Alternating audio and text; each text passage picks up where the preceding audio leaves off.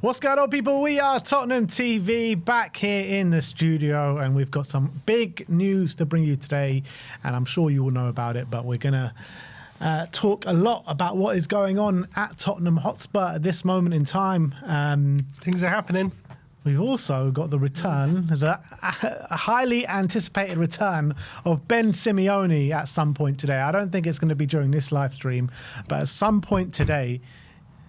And look, only real ones are going to know who Ben Simeone is. But stay tuned for that. If you know, you're going to want to get to know, because Ben Simeone is returning to the dugout at some point today. The OG Europa League winners. Yeah, exactly. We won Tottenham Europa League before it was cool. So if you're interested in FIFA streams, then yeah, keep your eyes peeled, because we'll be bringing that back to your screens later on today. But let's get into the big news surrounding Tottenham Hotspur today. It is very significant and very big news. We've been hearing about a cash injection. We've been hearing that ENIC have wanted to plough money back into the club, or into the club, should I say. All these offers coming into Tottenham, rejection after rejection after rejection. All we're hearing is that ENIC don't want to sell and want to stay at the club. And we have this announcement from Tottenham Hotspur today saying, we are pleased to announce our majority shareholder, the Lewis Family Trust, has, through ENIC Sports and Development Holdings Limited, injected 100 million of new capital into the club. And they've put a statement out on the website, which we'll read through. It says, we are pleased to announce that the majority shareholder, Lewis Family Trust, has, through ENIC Sports, injected 100 million new capital into the club.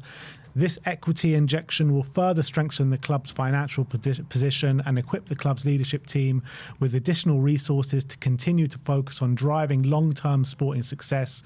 This additional capital is part of the Lewis family's ongoing commitment to the club and its future. Peter Charrington, non-exec chairman of Tottenham Hotspur, said, as I stated a few weeks ago, our focus on stability and empowering the management team to deliver on the club's ambitions. I know the Lewis family are also ambitious for the future. Today's capital commitment reflects that ambition, and I would like to thank them for their ongoing support. We will continue to do all we can to ensure that Vinay and his team are supported in the best way possible to take the club forward. Very interesting stuff. Yeah, apparently a lot of reports saying it's an initial injection. So is this a sign of things to come?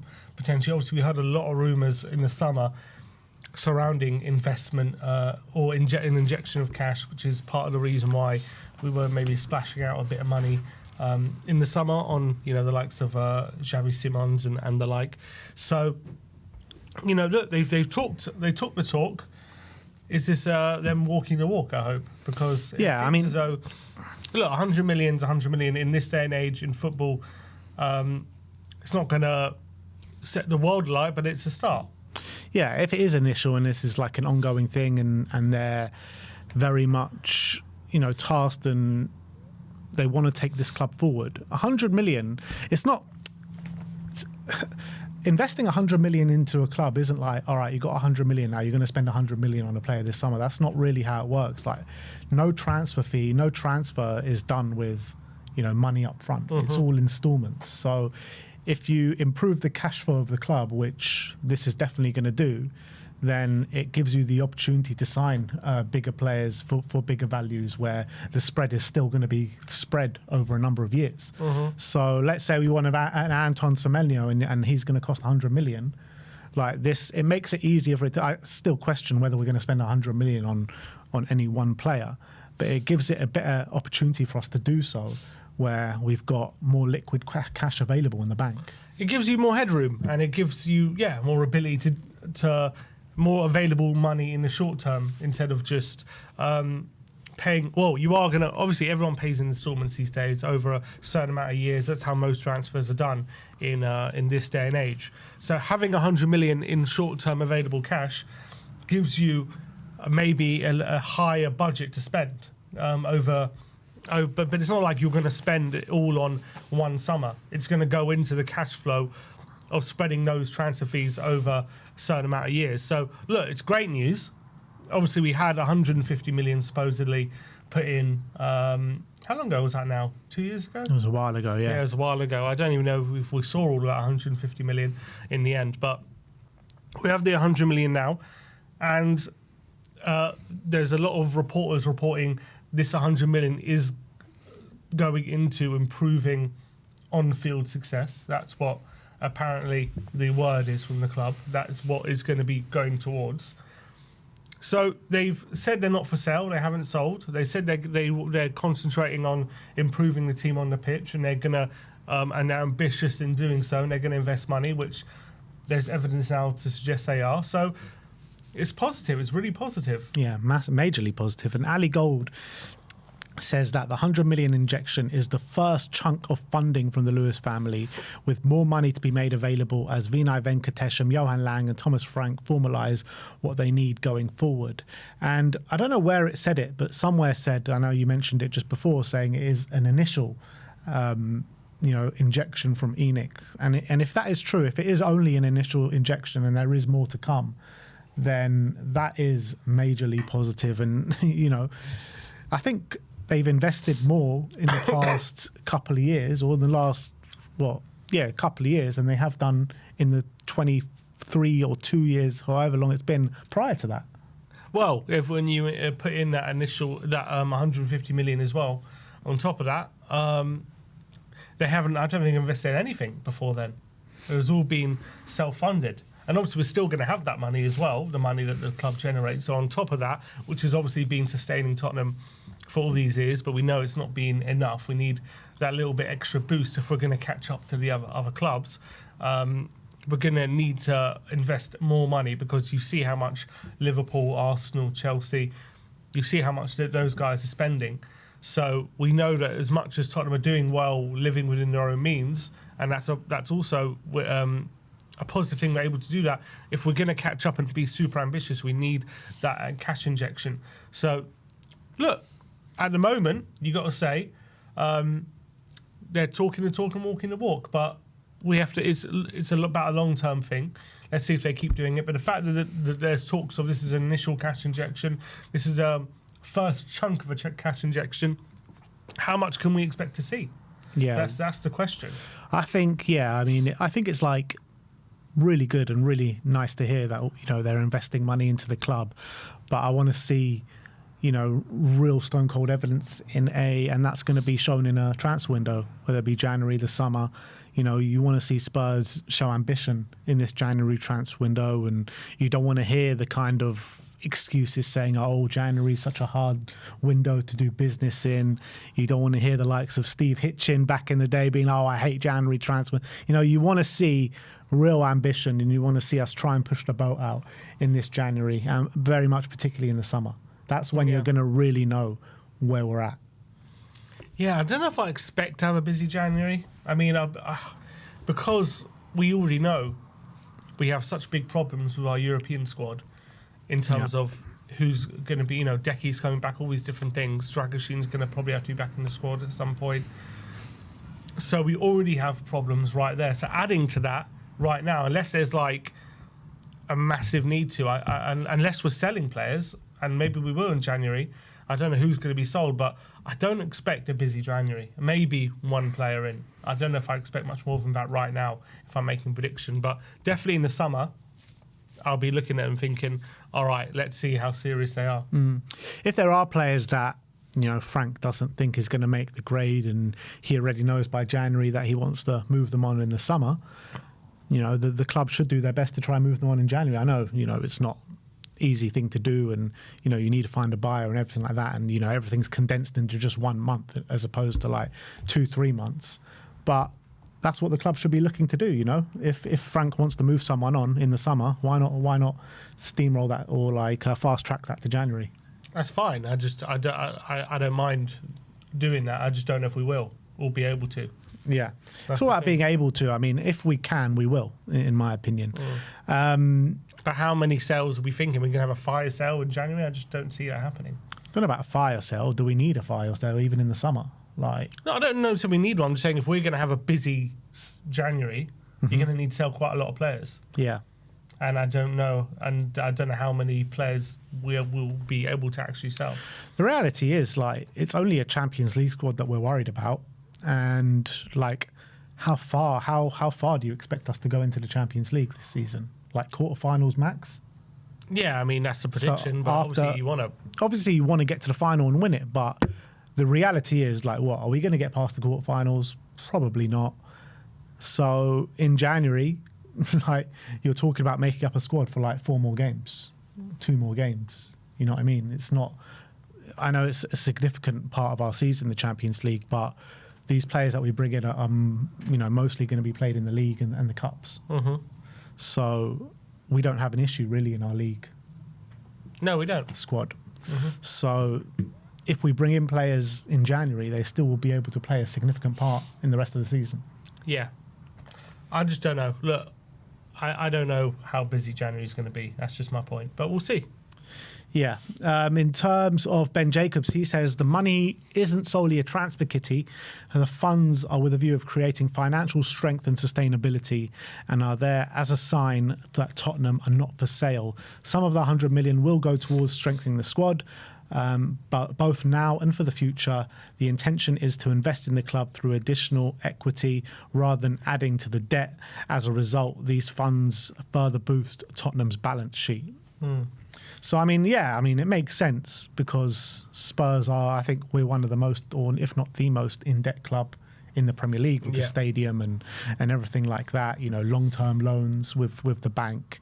So it makes sense that, this is, very much for a cash flow thing as well. Yeah, for sure.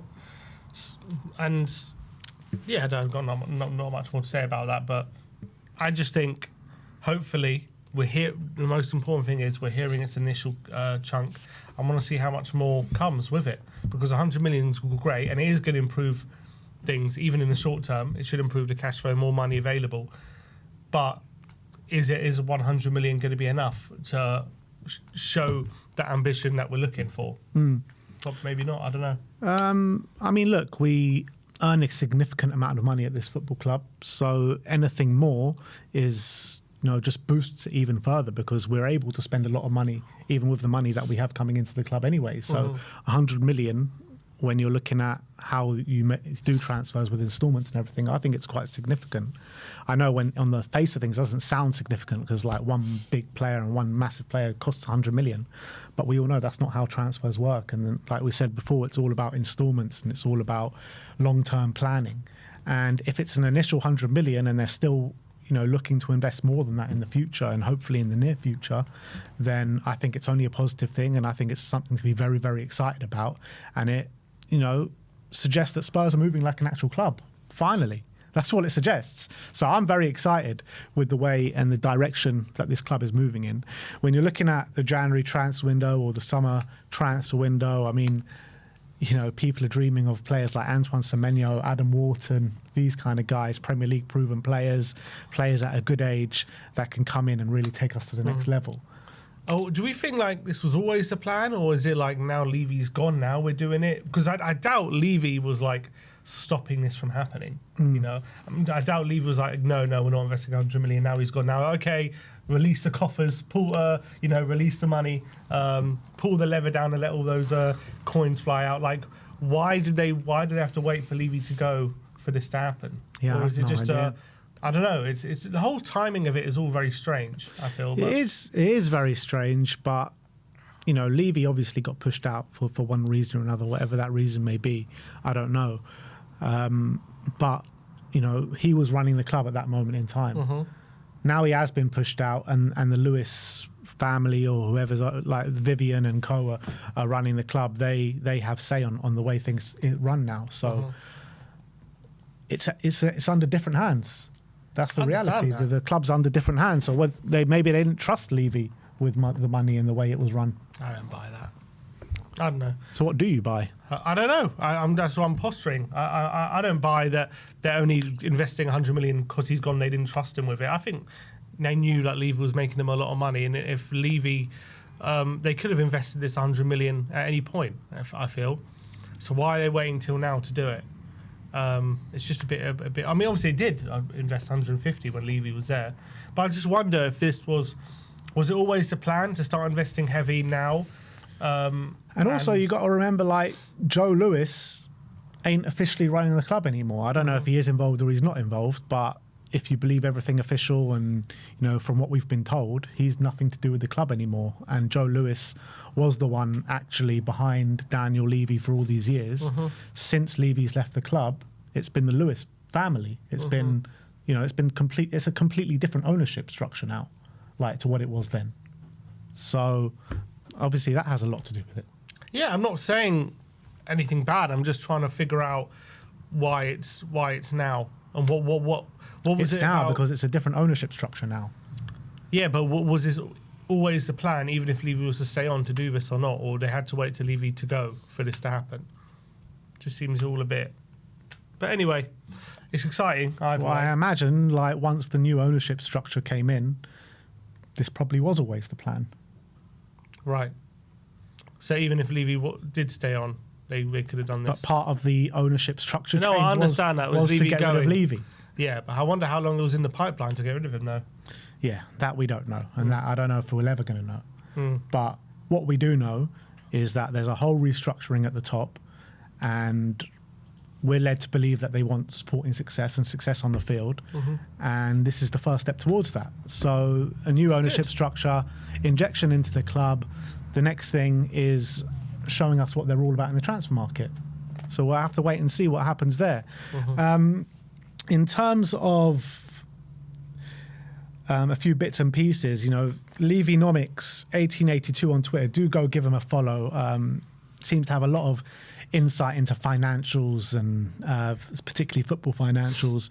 He's put out a few really interesting tweets. First one, he said, no Companies House filing just yet. That has been filed now, by the way, or update shareholder information. But this is a positive start, and I'm happy. The word initial is used to describe the injection. Cash flow is still high by Premier League standards, but has fallen due to increased transfer spend and infrastructure spend. So this is absolutely needed, and there will be need for more to deliver on the further investment in playing squad and infrastructure to come. He then tweeted out saying, this new 100 million will take ENIC's total capital injected to a circa 257.1 million since they've owned the club. Ironically, they've injected more since December 2024, which is 135 million, than they did in the preceding 24 years, which is 122.1 million. Obviously, still small relative to some, but positive steps. Yeah, that's my point. That's kind of what I was saying. I'm hearing initial chunk. That's great. So let's see how much more. But I don't know how much more we can expect. But, you know, are we going to get 3 chunks of that? Like 4 chunks? Are the other chunks going to be bigger than 100 million at a time? It's all going to be very interesting. Yeah. Then this is the actual Companies House filings of them showing the money injected into Tottenham. And then he's actually did this whole long post saying Spurs are yet to update their shareholder information on the website to allow us to see the impact of respective holdings, but there is one minor difference in the injection compared to May 22 injection I spotted. The injection has specifically referenced ENIC Sports and Development Holdings rather than ENIC Sports Inc., which was the case in May 2022. See the structure chart below. Pre this injection could quite easily mean nothing, but one would expect Levy's ownership stake will not increase like it has in the past for these types of injections. If that's the case, may also be some restructuring at the Bahamas level for the ENIC Group companies above Tottenham Hotspur Limited to allow Lewis Family Trust increased ownership by diluting others. We'll keep you posted as we see actual impact on the holdings in due course. So I'm guessing when they make a cash injection, they make new shares available. And when they make new shares available, obviously Levy was getting more of those shares and his stake in the club was going up. And that's not the case anymore. Positive. It's very positive. So, I mean, Lewis, as you can see on this chart, the Lewis Family Trust own 70.12% of the club. Daniel Levy and Family Trust own 29.88% of the club as well. So it'll be interesting to know, like, could Levy still, I guess not, be a hurdle to the sale? Because even if he doesn't want to sell his shares, if the Lewis family sell their shares of 70 million, 70%, then there'll be a majority. Exactly. Yeah. I mean, apparently him leaving, that was a big part of it because he has been an obstacle. But I don't know how exactly it works when it comes to how much of a say Levy does get in future decision making. Because it seems as though they've treated him as if he really has no say when push comes to shove. He doesn't really have a say in the matter. Like, they can do things without his say so, ergo letting them go. So if they'd done that, I'm sure they wouldn't have done that knowing he could block a sale. There was a question on Twitter from Simon Yemeni saying, also, why are we framing this like the Lewis family is just giving us money? If this is the case, aren't they just buying more of the club? And Levynomics did reply to that saying, I get the question a fair amount, so a little explainer here saying equity injections are normally preferable to a shareholder loan, so it's the most sensible way to inject capital into a football club. There's a misconception that they are diluting minority shareholders unfairly, but this is all pretty standard practice, provided the valuation is fair. They issue the new shares and take 100% of those new shares. ENIC's ownership percentage therefore goes up marginally, and the minority shareholders' percentage goes down. However, the overall pie has increased. So provided the valuation is fair, the absolute value for the minority shareholders should not change. They now have a smaller percentage of a bigger pie. And we have that, and obviously a cash injection as well. Yeah. Into the club. And what's this? Yeah, so I mean, look, that's that. At the end of the day, look, 100 million injected into the club can only be seen as a positive thing, in my opinion. Very exciting times for the club. Extremely exciting times for the football club. And for me, it just signals a bit of intent from ENIC and Vivian and co. And let's hope that intent is kind of kept going. And because, look, at the end of the day, like we've mentioned before, we've kind of have been here to a certain extent where we've been so excited about cash being injected into the club, and at that moment in time, it kind of led nowhere. Let's hope it leads somewhere now. Absolutely. Under the new structure. There's a lot to be excited about. The manager, a lot of the squad as well. And, you know, if you imagine getting a cash injection and getting some more serious quality into already a squad which there's a lot to be excited about. I think there's a big reason why Tottenham fans at the moment are very excited about the direction we're heading in. Absolutely. There's been a couple of potential transfer updates which we can go through as well. One regarding Antoine Semenyo, because I know all of you are gagging for Antoine Semenyo to join the football club. You know, he started the season on fire. Definitely the most top performing winger in terms of goals and assists so far this current campaign. Alex Crook says that Tottenham are among a host of Premier League clubs keeping tabs on Antoine Semenyo. Bournemouth believes Semenyo has raised his value to over 75 million following his impressive start to the season, meaning any potential deal to lure him out of Bournemouth would require a club record proposal from Tottenham. The Footy Insider says that Bournemouth winger Antoine Semenyo is top target for both Manchester United and Tottenham heading into 2026. I did see a report a couple of days ago saying that for Bournemouth to sell Semenyo, particularly in January, they would only consider bids of like 100 million. Yeah, but as you said, who knows if there's a release clause in there? Is there one of these silent release clauses like with Gibbs White? Because obviously it was very odd for Semenyo to sign a new deal last summer when there was so much interest. You would have thought, is he going to have his head turned? But all of a sudden, out of nowhere, he signs a new deal. So surely he doesn't just sign it, making it harder for him to leave if there isn't any sort of recourse, unless he's willing to spend his next few years at Bournemouth. If he has got an eye and at all on leaving, surely there's some sort of release clause or something in there. Maybe it's just for Champions League clubs or for something that he can leave if a certain bid comes in. You'd have to think. Obviously, I'd love him. Some of our commenters are saying, could we have the Ghanaian Robin and Ribery on the wings, which would be incredible. It would really upgrade our forward line exponentially, I feel. And it would be a phenomenal signing. But it's going to be one very difficult to do. That's the question. That's the real issue. And if it was a certain Levy still in charge, I would be thinking, no chance. We stump up the money. He'll probably rather go for a cheaper option. But new ownership, new direction, maybe a new approach. So you're saying there's a chance? Maybe, not ruling it out. So there's a chance. January. Forget January. I think that's a pipe dream. It is someone that we just so desperately need, isn't there? And I feel like he's someone that Frank would absolutely adore at the football club. Can play left, can play right. So much better than anyone that we have, isn't he? Can you imagine just having them two on the wings? The Ghanaian amazing. princes, man, in Kudus and Semenyo. Would you, if you, let's say, Semenyo, you just can't get him in January. You want a new left winger in January, right? But, he's going to cost 100 million in Jan or 70 million in the summer. Would you, wait for him? Or would you say, okay, you can't get him in Jan, let's get, a Lookman. And then you have him. No. And then, so you wait for Semenyo. 100%. But the only problem with that is that if you do wait for him, it leaves the opportunity for other clubs to come in, and it's no guarantee that you actually get him. If there's a guarantee that we'll get him, I'll definitely wait for him because I think he's miles better than Lookman. Agreed.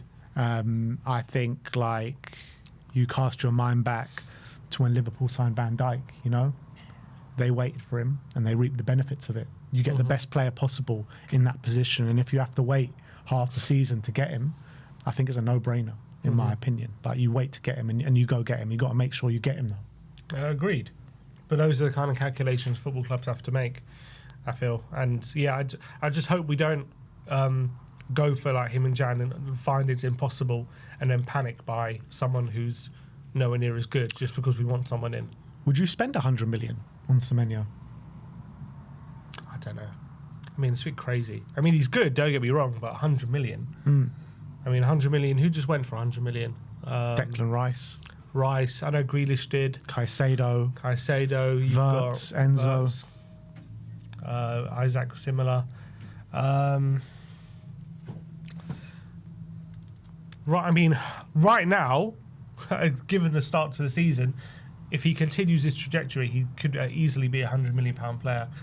I don't know if right now you would say he's shown to be 100 million worth. He's probably at the moment 50, 60 million. Yeah, I think it was probably 50, 60 million in the summer, so his start to the season probably has added to that value. But if he carries on in this vein of form, literally, he's the top performing player in the Premier League right now. Higher than all these £100 million players right now, but it's only been 7 games.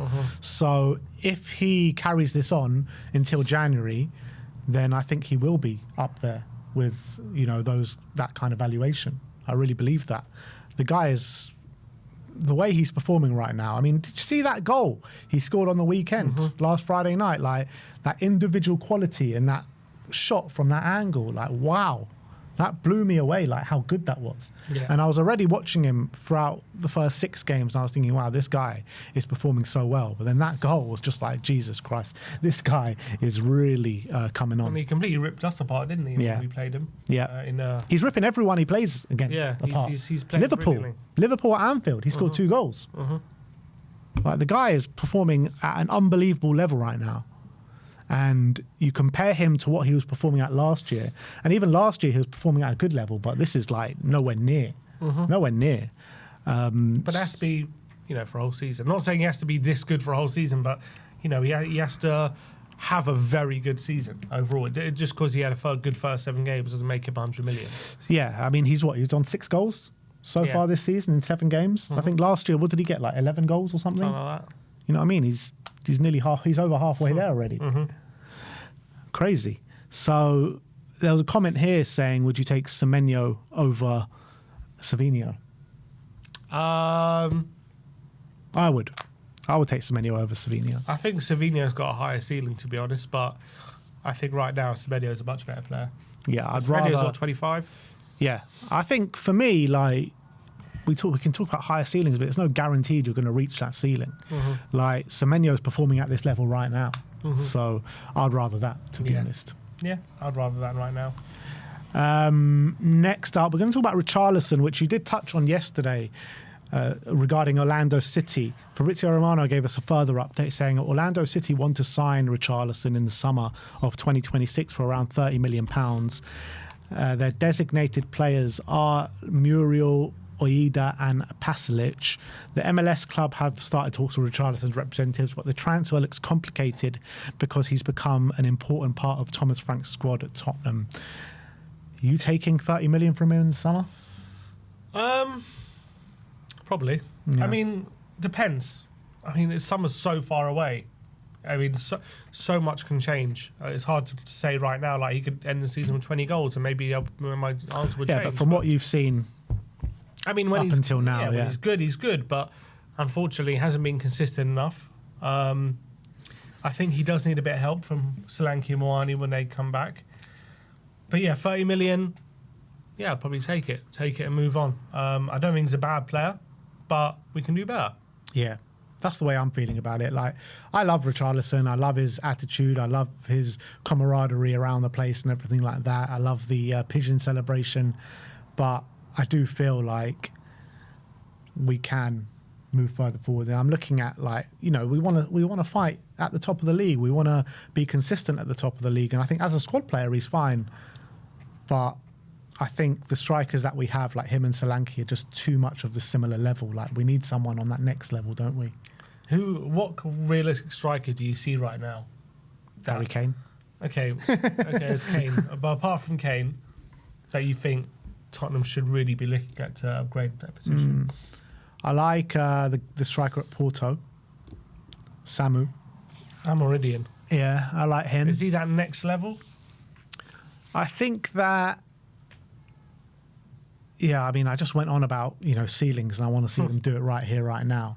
And it's always a risk bringing in a player from Portugal because, you know. We've seen. Look at you, Victor Gyökeres. Look at Nunes. You know, we've seen plenty of them come and not do the business. But from what I've seen from him, he looks physical, he looks fast, he looks like he knows where the back of the net is. I like him. Has he had a good start to the season? I think he's had a good start to the season as well, on the back of a good season last year. Strikers. Because if you look at it, I mean, Newcastle had all that money to spend. I'm not saying Voltmade is a bad signing. I'm just saying they had to sign someone like Voltmade for 75 million. That's what they landed on, because it's tough out there to get very good strikers through the door, like, who are guaranteed upgrades and what you got. Yeah. I'm not saying we shouldn't look to upgrade in the 9. I'm just thinking, like, who is this striker we're all thinking of who's going to be a massive upgrade, who we can get? Yeah. I think, like, in terms of Samuel, I think he is an upgrade on Richarlison. I'm just trying to think off the top of my head, like, strikers. You put me on the spot. I don't really know. People in the chat saying Julian Alvarez. I mean, is that realistic? I mean, they signed him for 80 million, 70 million. Yeah. How long ago, though? What, last season, eh? Was it last 2 seasons ago? Last season was his first season, I think, wasn't it? Yeah. So this is his second season. This is his second season. He had a fantastic season for them, He's didn't had he? an unbelievable start to the season. I'd love Alvarez. I just don't know if that's a realistic. Maybe it is, but I don't know. I mean, Ivan Toney, again, I like Toney. Is he that game changer that we're talking about? You know, that striker that gets us, that elite striker we're talking about. Yeah. I think Alvarez would be that, but I don't know if we could get him. The thing is with Ivan Toney, like, he's a player that obviously Frank knows very well. So if Frank wants to bring him in, then he obviously knows a lot more than us about how to use him. And if he wants to bring him in, that would suggest that he thinks he's a major upgrade on what we've got. And that would be enough for me, to be honest. Evan Nilsson, would he be good enough? Nah, not so. I like Evan Nilsson. I think he did well last season, but I don't think he's that striker to take us to the next level. Trying to think anyone else in the Premier League. Can't really think of too many Premier League strikers who could do the job. Rutter, not really. It's tough. Yeah. I don't know. Have to look somewhere outside of Europe. But this is my point. My only point being, we always keep talking about, we got to upgrade the striker, we have massive problems. But when you think about it, who is this striker we're talking about? People are saying Mateta. Mateta. I like Mateta, but I like him. Maybe he is a bit better than. He's consistently getting up. He's getting called up to the French squad now. Well, he got his first mad. call up. Was it second or first? I think he's been called up to the Olympics. Was it? Oh, it was the Olympics. Yeah. Again, I like Mateta. I don't know if he's necessarily much better than what we have. I think he is. Mateta Much is better? I think he is much better. Well, on a different level. What does that mean? A different level? I think he's better than what we got. I don't see much difference in quality. I think he's done very well. Don't get me wrong, but I'm not saying he's. But people saying if I say that, people think I'm saying he's bad. He's not. I think we've got good strikers. I think you put some of our strikers for the Palace team, they could probably get similar goal tallies. But look, I've got it. Done well. I've got the player that we should sign. Mbappe. No, Victor Osimhen. Osimhen. Victor Osimhen. There you Why go. not? Why not Victor Osimhen? That guy is like world class. Yeah, he's playing at I don't know why Galatasaray, he's there. man. Get him in. Get him in. There If you you want go. to make a statement signing, that's the striker that you sign. But for one reason or another, no big club wants to touch him right now. Yeah. It's because of his wages, isn't it? I say you give him the wages, man. What's he Give on, him the 400? wages. I don't know what he's on. But Victor Osimhen is the guy. Like he I would take him. for sure. outside of like all the elite clubs, he's probably the best striker going Yeah, by far. I agree with that. Fine. Yeah, Osimhen would be the striker. Yeah, I think so. Like, can you imagine Osimhen in this team? Oh man, that would be electric. Yeah. Absolutely electric. Duran, nah. I like Duran, but Mate, Duran just red flags a lot of red flags with Duran. A lot. Like, why is he going to Saudi at that point of his career? Like, it's a bit different with Osimhen, isn't it? Because, like, no, he's at Fenerbahce, isn't he? who, Osimhen? Duran. Is he? Oh, yeah, he is, yeah. Yeah, they're running Mourinho. Yeah, but Osimhen is our guy.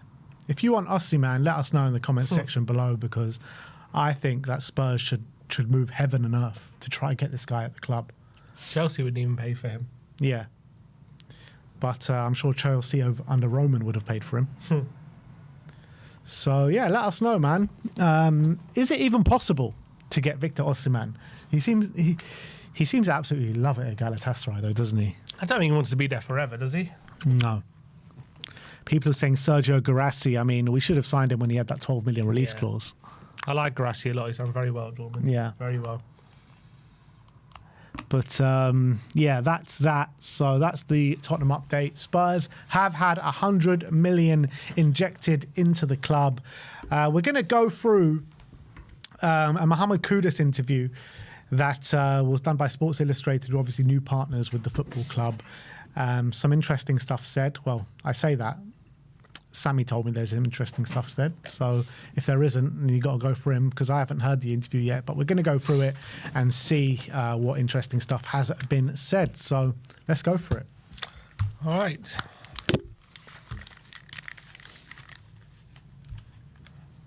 So I grew up in a small town in Accra called Nima. There's a big love for sports as well. There's days they play football and you see a lot of people gather around to watch, for free.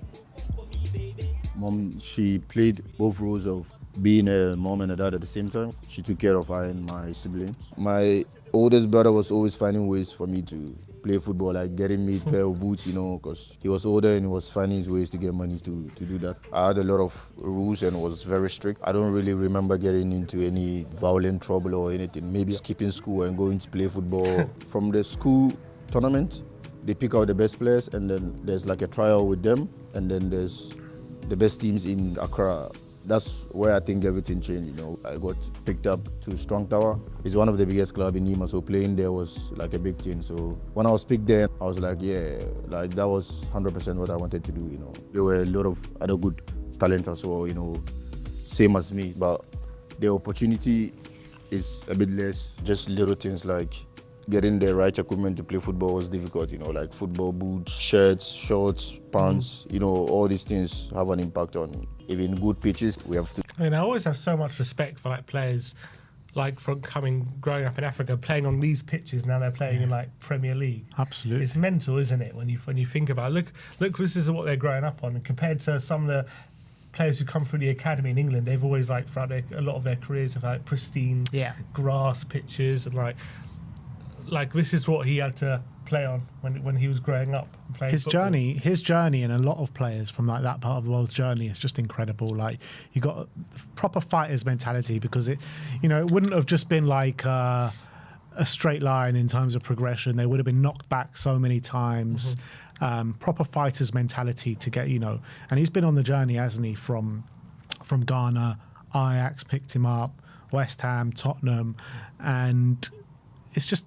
A lot of players like that just deserve so much more respect that they maybe get, and look how much money he's earning now, and he's literally come from absolute nothing to get to where he is. A lot of players who grew up in Africa, a big wage goes back home. A big part of their wage, that's very common as well. Mourinho always said he loves to sign African players because they've all got an unbelievable journey, and they've all have this like fight and like this extra fight about them. He said, and like. A different part of their career. Mourinho always had a soft spot for a lot of African players. Interesting what he said though, like when he was playing in those pitches, like he noticed a lot of Tottenham shirts around. So Tottenham are fairly big out in Ghana, which we've actually noticed a bit of surge in our audience from Ghana now. I'm trying to think, any Ghanaians before? The only one was Kevin Prince Boateng. Kevin Prince, yes. But I don't think he was born in Ghana. No, I think he was born in Germany, wasn't he? I don't think he ever played for Ghana while he was at Spurs. Can't remember. But, He did play for Ghana, though. Yeah, he played. Scored in the World Cup. Yeah. Play on sand pitches. On a grass pitch, you automatically expect how the ball should come and bounce. But on a sand pitch, it can move anywhere, so you have to react quicker to controlling the ball. And if you can find your way through the sand with a bumpy ball and stuff like that, if you get a good pitch, it's going to be much easier. At home, I'll say Accra Suffolk. They were the main team I was supporting. My brother who hustled hard to get some money to buy a ticket for me to watch their game, so it's a pleasure, to be playing in them stadiums now, because I used to sit there watch the Ghana League in that stadium. As a Ghanaian, you watch more Ghanaian players, and it's easier to connect to them knowing their roots. I'll say ACN, because at that time he was one of the players like really playing at the highest level and representing the country at the highest as well. So he had a lot of impact in young kids growing up. Messi, Ronaldinho, I just loved creative players, trying to have some flair, enjoy the game, get the fans off their feet. Denmark is really, really cold. And I think that's the coldest country I've lived in. When it was winter, you can see that in his game. I had a nice time there. Like, obviously, he's not nowhere near as good as the likes of Ronaldinho and Messi and stuff, but that's exactly what he's trying to achieve. Just like he says, bums off seats, exciting player, running at players, tricks. That's the style of play he wants to be. Interesting what he says about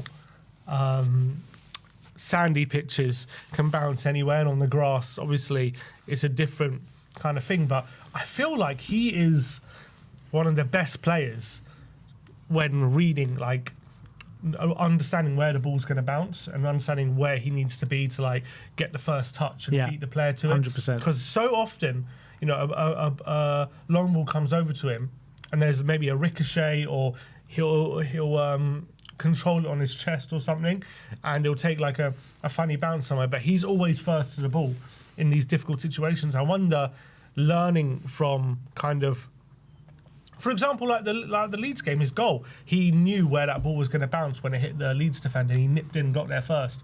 I wonder, just that experience of having to adjust every time there's a funny bounce is really like you reaping the benefits even in the Premier League of that kind of style, because you can see in his game like he reacts very quickly to those kind of things, a lot quicker than the opposition. I wonder if that's really helped him. So that's kind of interesting. Yeah, you imagine like playing on those pitches would have dramatically helped him in that aspect. You would have thought. Anyway. Yeah, and it seems so when you watch him. Yeah. For my start of football journey, was nice. Yeah, going away from my family was difficult. I was a kid at that time, still homesick. The good thing was the owner was living in Ghana, so he bought the club in Denmark. So the transition, it helped a bit because most of the staff from Ghana were working in Denmark as well, you know. So ACM is working there now because they were trying to integrate Ghanaian culture so that's easier for the players when they join the club in Denmark. So it took time and then I adapted smoothly. I think the first season I didn't really play much of the games because I was blending in slowly. After the first season I could have left, but I really wanted to smash the league, then feel like, yeah, I'm ready for the next step. So I stayed for another season, and the following season, yeah, I played everything. And yeah. That's Damsgaard. No, it's Damsgaard. They played together. Another season, and the following season. There he is, a young Mikael Damsgaard on the top right there. Yeah, I played everything, and then, yeah, I conquered it the way I wanted to conquer, and then I decided to take the next challenge. Hi, Ajax fans. This is Mohammed Kudus, and I'm 19 years old, and I'm an attacking midfielder, and I'm happy to be here. See you soon. The way I played in Denmark, I knew I was ready for the next challenge because, not to say it was easy, but I didn't want to get complacent, you know. I had to set the next goal and the next challenge, and of course Ajax was a big club and they were very good known for developing young talents and then selling them to bigger clubs. So I thought, why not? Because I had other chances where I could his development with them has been. What's going on? Even the Premier League straight away from Denmark and stuff. But looking at the gap in my development, I thought it would be better to make the step in between to Ajax, get some Europe football experience, Champions League, know what it's like, and then if it's Premier League or any other top league, then we'll go next. So I made the choice to Ajax. When I started, the first 2 months was really good. Pre-season, started playing straight away, scoring, and then my first serious injury was first Champions League debut against Liverpool. Looking to put pressure on Fabinho. And I had my meniscus tear. Champions League was one of the stages as a kid growing up. You work hard looking to play for, and then your first game there, you get a hit on the head. That was difficult to take.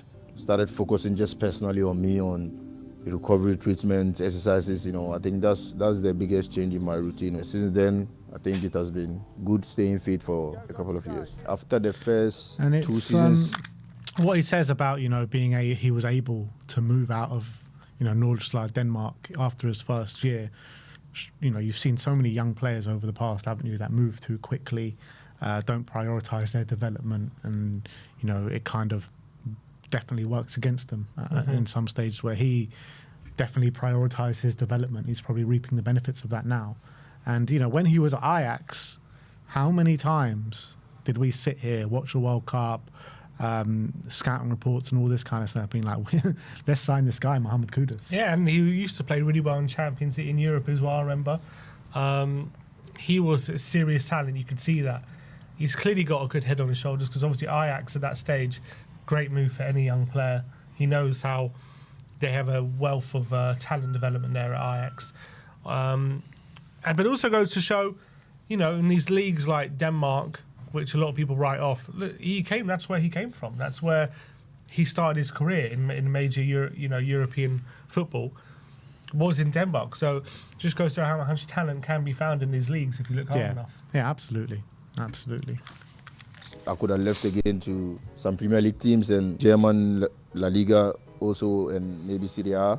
The league I'm playing in, I really want to know that, yeah, I've smashed it and conquered it, and then I was ready for the next challenge. So I decided to stay for the 3rd season at Ajax. Played the whole game, played Champions League, Europa League, everything. Played the whole season fit, won the league, the cup. After that, we had to take the next step again. Yeah, what a team. He was just fantastic. That last year at Ajax was his best season by far. You know, he got 11 goals in his 30 games. Or was it the World Cup that summer? Yeah, no, in the mid-season. It was in the mid-season. That's the year he blew up. Like because that World Cup, he was fantastic as well. Like playing in the middle in that number 10 position for Ghana. And I just remember sitting here watching him in that World Cup, being like, we need to sign this guy. Like he's at Ajax, he's a gettable player. And somehow West Ham got him. I remember saying to our uncle when they were saying, you got a real player there. That guy's a very good player. I'm shocked that you'd be able to get him.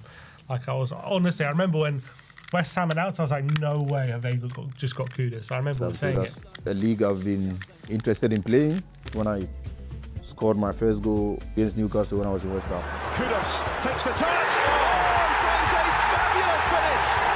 I think that's when I really felt like, hey, this is really it. Kudus! Oh, spectacular!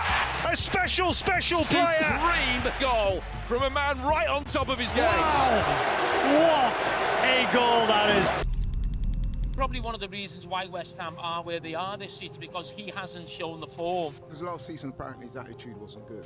I just think he's a bit bored. Being talked about almost every day on the TV, it's hard to deal with, of people who don't even know you literally. They just watch you for maybe 90 minutes and then there's a judgment on sometimes who you are or what you are and stuff like that, which I personally, I don't think is fair, but that's part of the work, and we as athletes, of course, we have to deal with that. We'll get into his Tottenham move in a minute, but yeah, I think everyone very quickly forgot because last season West Ham wasn't good and he was being played out of position. There was all these narratives about him. He doesn't work hard. He's lazy. This and that. Like, everyone very quickly forgot how good he actually was in that first season at West Ham. He got, I think, signing of the season. I think by Gary Neville and I think Carragher as well. They were saying he was one of the shining lights of the new season. West Ham had a pretty solid season as well, and he was doing unbelievable things in European football and in the Premier League. And that goal he scored in Europe. Yeah, around the whole everyone. team. He was incredible in that first season. And then second season, went one for West Ham, not just for him.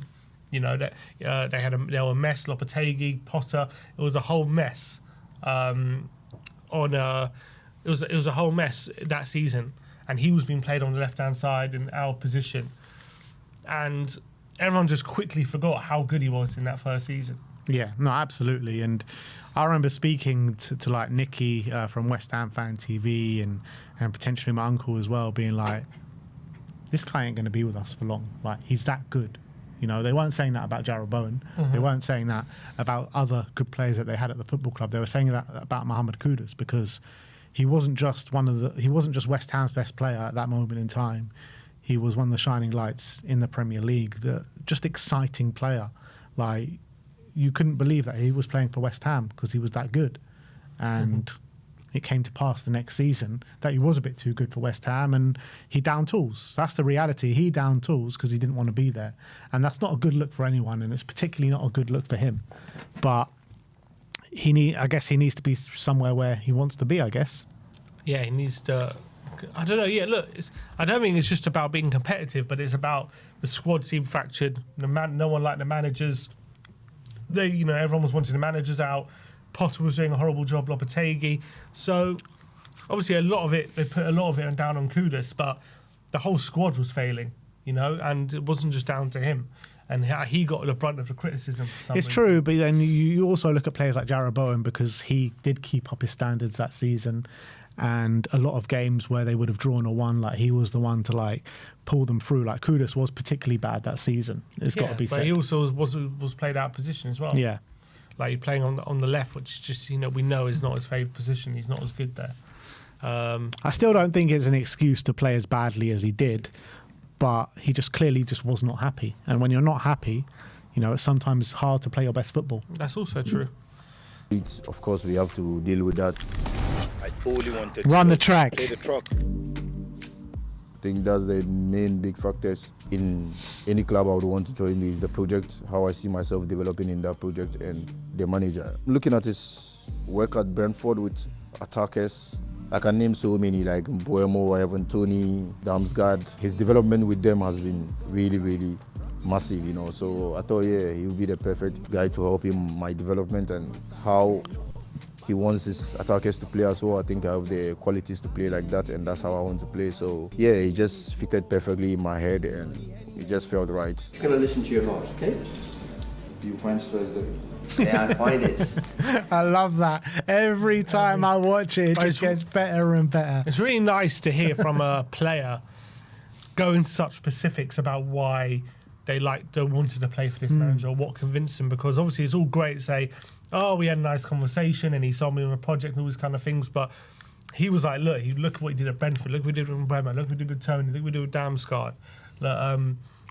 He's going into real specifics about what Frank has done in the past and why he really believed this was the right club for him. And obviously, there was a whole thing about he only wanted Tottenham, all this kind of stuff. But when you look at that, and look, to be fair, you look at what Frank's done with attackers, and he wants to be part of that. And you look at the other choices like Chelsea and how they've discarded it. How many attackers have they discarded over the last couple of years? For one reason or another. They've just discarded. Look at what they did with Jackson, who wasn't even that bad, and they put him in the reserves, wanted him out because that's how they treat their attackers. So it's no surprise to me. He looked at this and thought, this guy can really take me on. Whereas he goes to Chelsea, they expect me to be like this ready-made finished article. Which, look, he is a very good player, but he's still got a bit of development to do, I think, even though he's 24, 25. Yeah. He's nowhere near the finished article. He's so much more off, and I think he was clever to think Frank can get that out of me, whereas at Chelsea, if I ain't one of the best wingers, if I ain't this incredible 15-goal-a-season striker, they're going to want me out. Yeah. I mean, winger. Yeah. Yeah. So, yeah, I agree with that. And look, I think it goes to show it's much more than just a manager though. When you move club, you're buying in to a club, a culture. Because look, we know the nature of football. Managers come and go very quickly, and particularly at Tottenham, they come and go very quickly. But he's buying into a development. He's buying into a football club. He's buying into everything surrounding Tottenham Hotspur. When you look at the training centre, when you're looking at the stadium, when you're looking at the Europa League champions, you're looking at playing Champions League football. I mean, it's so much more than just the manager.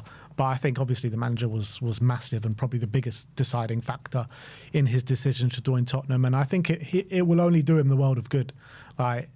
Like he mentioned about the development of wingers and attacking players that he has done in the past, I expect him to bring Kudus leaps and bounds. What we've seen over the first 7 games has been mind-blowing in terms of what we needed on that right-hand side. And I think it's just going to keep getting better and better and better. I love what he's brought to the club, and I can't wait to see what keeps unfolding. Mm-hmm. Absolutely, he's been such a breath of fresh air, hasn't he? But the Frank pool is unmatched. A very demanding coach, offensively and defensively. One of my major attributes is getting the ball 1v1 and taking players on. So the team tried to put me in positions to do that, which helps a lot. Defensively as well, he expects a lot because we press high very much, whichever opposition, even City, a team that plays from the back, but we press really, really high, and that's comes with a lot of running demands and high intensity movement and stuff like that. So yeah, the demand from him is very high, but it's really, really helps the team, and you can see from some of the games already. To be honest, the whole squad tried to, not just me, all the new players, they try to integrate as much as possible. But I'll say Kevin Danso, he's a Ghanaian as well, but grew up in Austria, so I think that Ghanaian connection is already there from the start because we speak the same local language and stuff. But all the other guys try to help in their best way possible. Yeah, I think it's just whatever happened on the pitch stays on the pitch. I was just fuming that game and I just reacted straight away. And then it's done and dusted after the game, so it was nice playing with him now. It's a small world in football, so just try to patch up and move on. Tottenham Hotspur against Arsenal. I was really surprised, because that's even outside UK, so I can't even imagine what it would be like over here. It was a really, really nice game. It was good we got the win as well. First win with the North London Derby, the energy, the fans, it's crazy, but I think it will be massive to play the one down here in England. Finishing top 4 is a very reasonable challenge for us this season, Staying fit the whole season, winning a trophy. I think we play in almost all the competition this season, Premier League, Champions League. So winning a trophy will be a successful season for me. I think you represent your country is like a one-time thing, That's the one with the biggest emotion and feeling for me, Obviously, AFCON is also one major tournament that the country love and wants to participate in. Not qualifying was a big disappointment, but I think the full focus now is on the World Cup qualifiers. We have to qualify that at all costs, and I think we are on the right path now. So yeah, just keep going. 2010, we went all the way to quarterfinals. Suarez is sent off. And I believe this squad can even do more than that, But first we have to qualify, and then we can focus on the tournament itself. It's easy to always focus on the bigger goal of wanting to win the Champions League, World Cup, but focusing on today's training step by step gets you there. So just one day at a time, do whatever you want to feel in your belly, whatever you feel in your gut, follow that, and listen to the close people, the loved ones around you, because there's a lot of noise around football. So you have to take the perfect advices for the people who will be there regardless. So I grew up in... That's it. In terms of what he was saying about the North London derby, I mean, we've seen it, how it's so hard for teams to create against Arsenal and even beat their players one-on-one. They ain't coming to get up against the one-on-one demon that is Mohammed Kudus yet. Absolutely. I can't wait for the North London derby. I'm really excited to see what he can do specifically in that game. Kudus has got a massive job on his hands now, because we have got a mad run of fixtures now, from now until the end of November. Like, seriously. Like, we got Villa next. They've just started to turn a corner. 4 wins on the bounce, or whatever it is, 3 or 4. After that, we got Champions League. Then we go to Everton away, which everyone's struggling at their new stadium. Newcastle away in the Cup. Then we got a mad run of like Arsenal, Chelsea, Man United, with Champions League sprinkled in there as well. So we're going to see what we're made of, and particularly what Mohammed Kudus is made of over this next month and a half. On him. Yeah, and we're going to need to be even So more. reliant on him. We're going to need to be even more reliant on him in these games. I hope so. I'm not. Yeah, but hopefully, look. There's no one in the forward line that has anywhere close to his ability. That's the reality. Look, he offers something that no one else in our team offers. It doesn't mean we have to be solely reliant on him, but which we are at the moment, but unfortunately. But you got to expect that Xavi. Yeah, Xavi will be more integrated. I think Odebear and Tell can start contributing more. I think Odebear's looked a bit better when he's starting to get a few consistent amount of games. Doggy has been much better at left wing. You got Solanke and Moani coming back soon as well. They'll be back after international break. So hopefully we're going to see a few different more dynamics after the international break.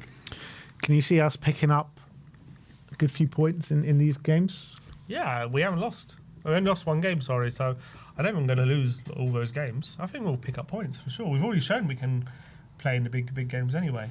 So Yeah. I'm not saying we're going to win all of them, but we'll be competitive. I'm not worried about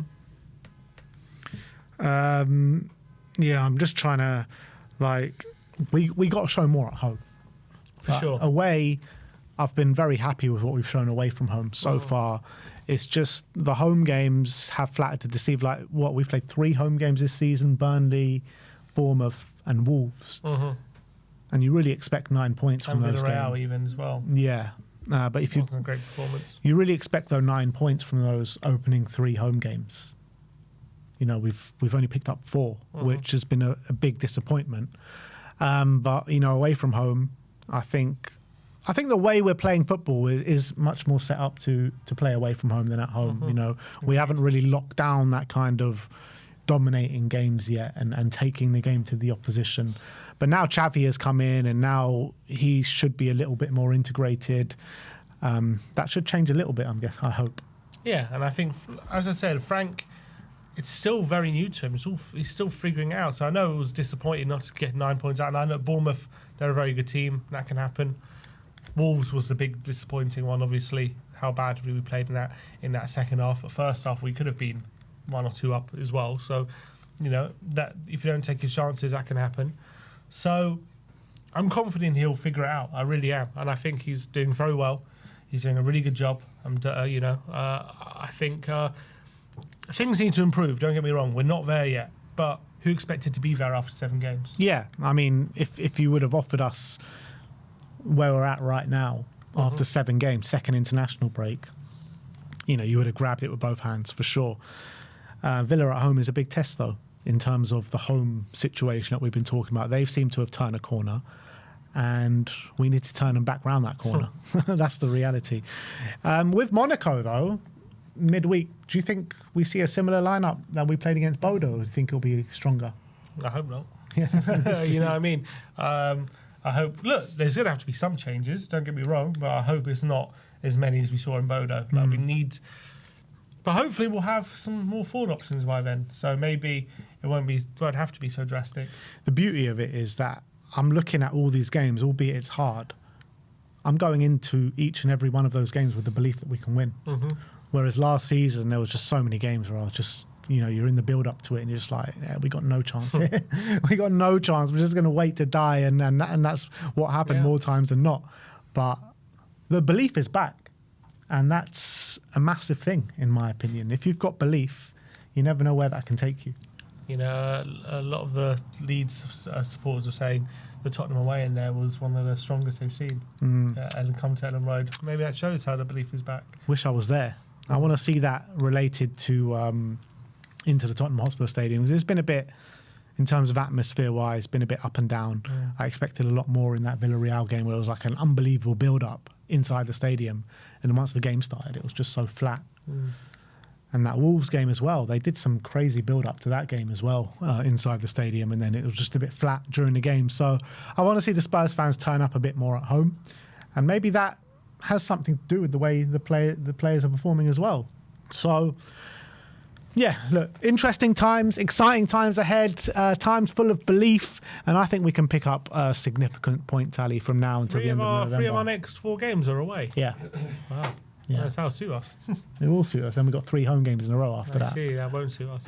Yeah. Chelsea, Copenhagen and Man United. So, yeah, big months ahead. And if we're like in and around where we're at by the end of November after all those hard games, I think that would be quite significant. I agree. And as long as we're in touching distance, as I said, I really believe second half of the season is when we're probably going to be really getting going. So as long as we can get through this first, 19 games in and around it, then we put us in a very good position. I think going into the second half of the season. All right, just a quick few more on the cash injection. Alistair Gold has said that ENIC now own 87.62% of Tottenham after today's events. What was it before? So it went up from 79, I think it was. That's more than that's not minor. Yeah, 70.12%. That seems like a hefty increase. 17%. That's mad, isn't it? Is that not a crazy increase? That seems like quite a big increase. If it was 70%. That doesn't. Before. Is that 100 million worth of increase? Doesn't seem that way. It doesn't seem right. Is that? I don't. That's what Alistair Gold's saying anyway. And also on the BBC, they say a source close to the Lewis family said that on the 100 million injection into the club, this is initial additional funding as the club's management decides what's needed to deliver success. More money will be available. The Lewis family is committed to backing the club to be successful. And those are the words we all want to hear. That's kind of sometimes what I'm worried about when they're just feeding us what we want to hear. But look, the money is there. And so if they keep putting it in, I'm not going to complain. Maybe they are the people that we want. Maybe. The thing is, right, we're always so sceptical when it comes to like ENIC and Tottenham owners and I think that's right. From the above. That's right. Because we've been burnt so many times. I'm not saying don't believe anything they're saying. I'm just saying treat it with a healthy dose of skepticism. I think that's fair. But it's also treat it with a bit of excitement as well. Get excited as well. The money's there, so that's enough to be excited about. Yeah. So it's about what Vinay, Lang, Paratici still sniffing around as well. All I'm saying is be excited because clearly, look, Levy's gone. It's a new direction, so that's always going to be naturally exciting. The club's going in a good direction, but don't get don't get too ahead of yourself. Like, oh, okay, title challenges, and all this like straight away. You need to pace yourself. Yeah. But get excited, people. Get excited. It's hard not to because, Levy's gone and you start hearing all this stuff. But look, change is exciting. It's definitely exciting. The unknown is exciting because we've just been in the same cycle for so long. Yeah. Just something different, even though we're not really knowing where it's heading. That is exciting. And I think everything with the club, with the football, off the pitch now, it seems to be finally we're getting our act together and we're finally going where we all want to be, but it's still a long road ahead. Yeah, it's a very long road ahead. And it is kind of like, as much as we've all heard words before, we've seen injections before, not very many, granted, but we have seen them before.